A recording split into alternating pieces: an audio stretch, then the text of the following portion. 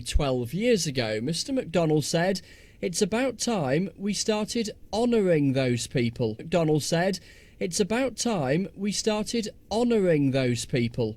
This is what he says now. I accept it was a mistake to use those words, but actually, if it contributes... In November 1974, IRA bombs exploded at two pubs in Birmingham, killing 21 people. The sister of one of the victims doesn't forgive Mr. McDonnell for what he said. When he said them in 2003, it was like we had been stabbed in the back. So one has to question, is he the man for the job? And unionist politicians in Northern Ireland are not convinced either. Well, I think what John McDonnell must do is to demonstrate that he and the new leadership of the Labour Party are bipartisan when it comes to Northern Ireland, that they do not take sides. John McDonnell's apologies illustrate a big challenge for the new Labour leadership. Their supporters like what they see as their unspun honesty, but they are now figureheads with a duty to represent the views of the whole Labour movement and one day, they hope, the country at large.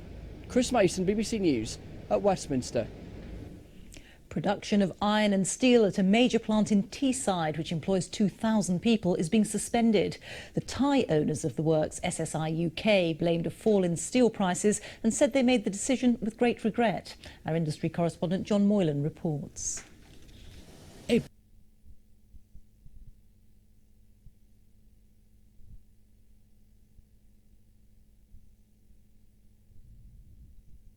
Now, just 3 years later, with steel prices plummeting, the future of this plant is once again in doubt. There are 3,000 staff and contractor jobs at stake and thousands more in the local community. Just yesterday, in an emergency debate, local MPs called on the government to intervene to support the industry. It is the heart of our local economy. It's a huge chunk of Teesside GDP. But more than that, it's our culture and tradition.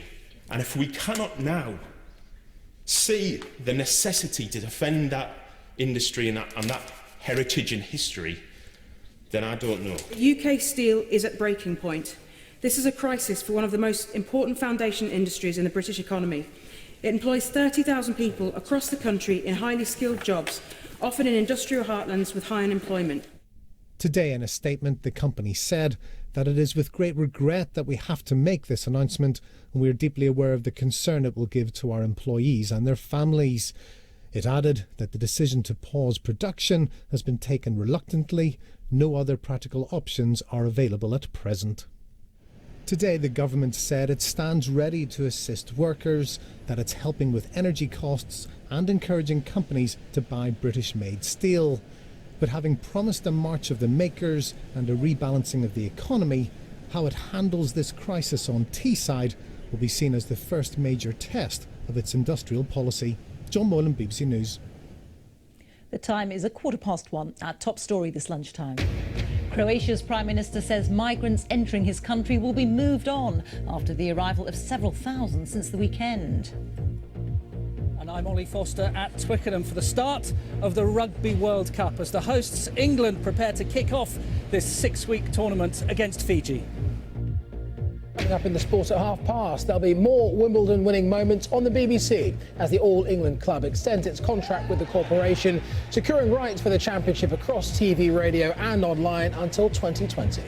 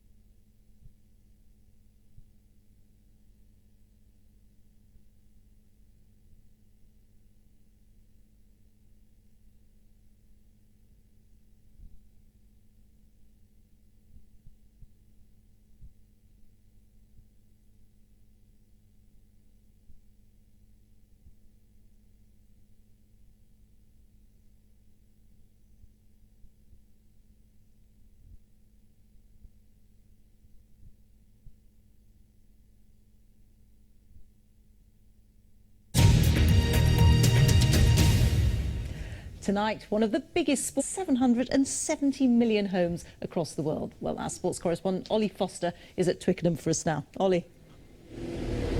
Rita, many thanks. Going a long way in the tournament.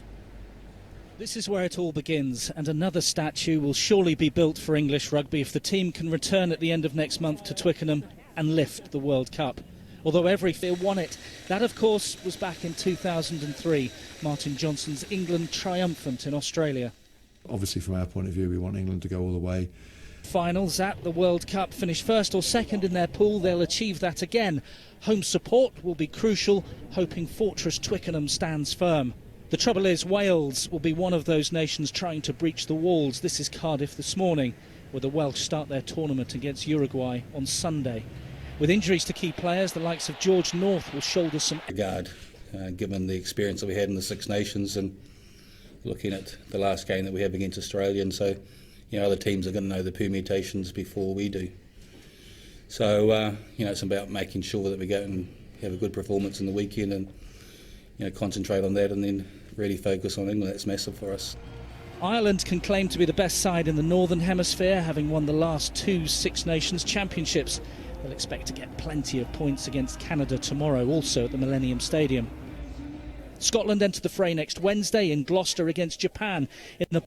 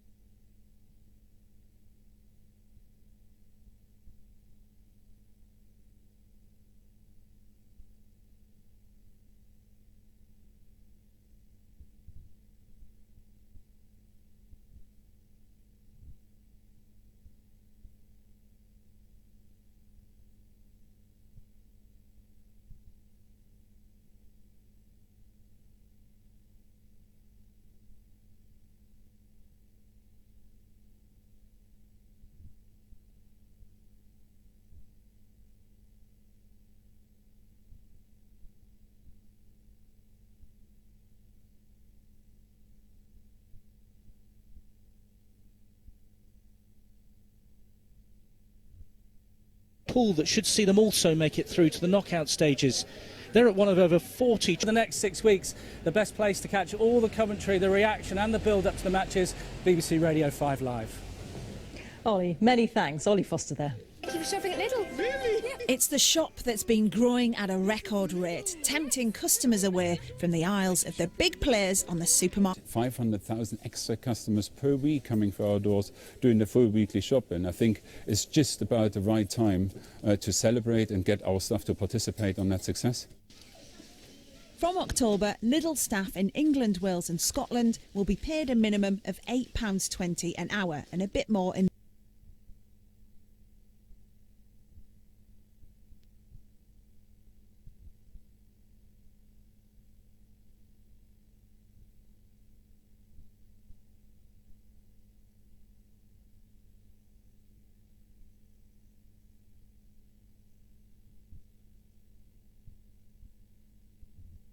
is a historic breakthrough for the Living Wage campaign. It shows that you can pay a living wage calculated according to the cost of living on the British High Street, and it lays down a challenge to others. The truth of the matter is, if you're a small, medium-sized enterprise, it's very, very tight to make a good living.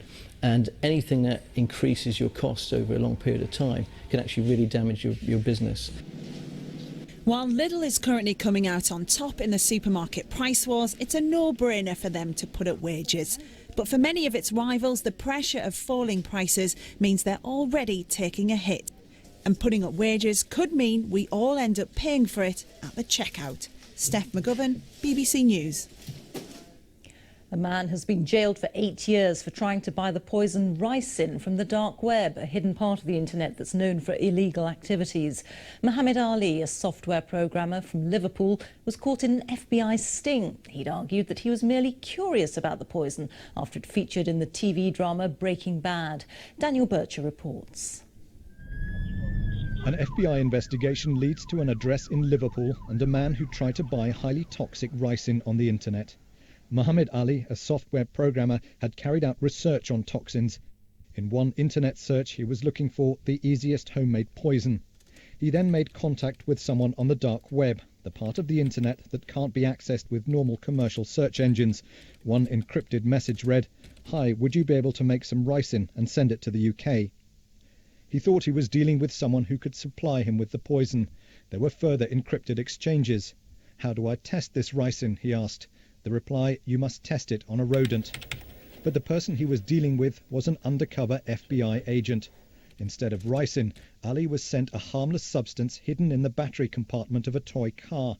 The package was also treated with an invisible marker that shows up under ultraviolet light.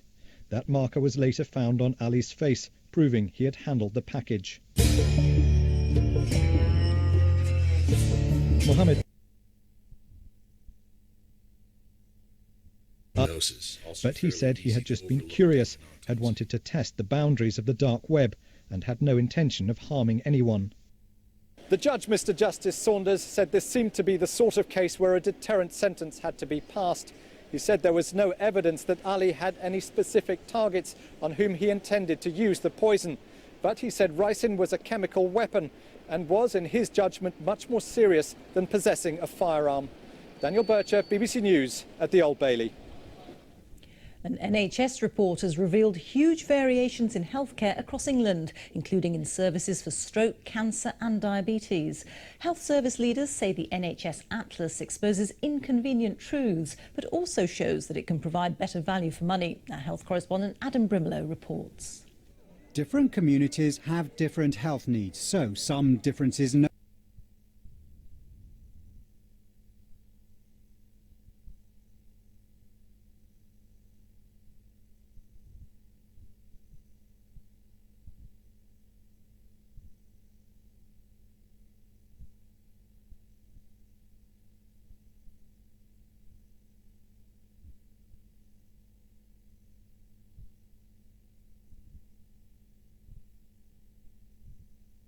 approach are inevitable, but unwarranted variations, as this report puts it, are the hallmark of poor quality, from about 30% of patients to more than 55%. And the proportion of diabetes patients, types 1 and 2, being monitored properly varies from about 40% to more than 70%. Experts say the findings show where the service needs to improve. It's really important to tackle this unwarranted variation because patients' lives are being put at risk. If we can iron them out, then more patients will survive, they'll have fewer complications and they will have better quality of life. The Stroke Association says the figures are unacceptable and wherever they live, people must have an equal chance of getting the immediate treatment they need. Cancer Research UK says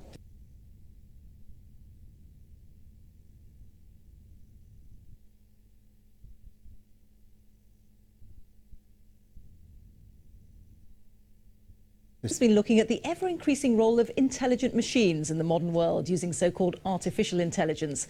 But can this advanced software ever have imagination or be creative? The moment I would say is maybe. I've seen enough. I've seen some jazz work going on down at Queen Mary University in London, where a computer has written a score, taken the basis of 350 jazz classics, and written a different chord, which was then played by a jazz musician. Is that AI, or is that just a very clever algorithm? I went to LA to see will.i.am, who's very interested in tech and has invested heavily, and he created an algorithm for his phone, which followed him around the city and then to Japan, and then creates a soundtrack for his movements. It's really smart. It's actually quite a good soundtrack, and it is verging on AI, but it's still all about data in. He was surprisingly fascinating, actually.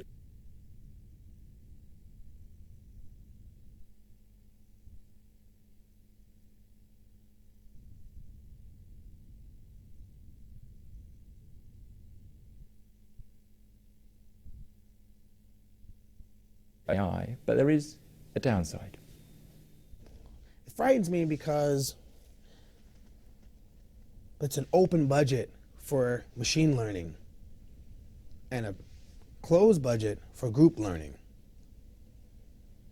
Right? There's a limited amount of money that we're investing in people versus machines. So that being said, that concerns me. It's a good point. I mean, we get very excited about machine and tech.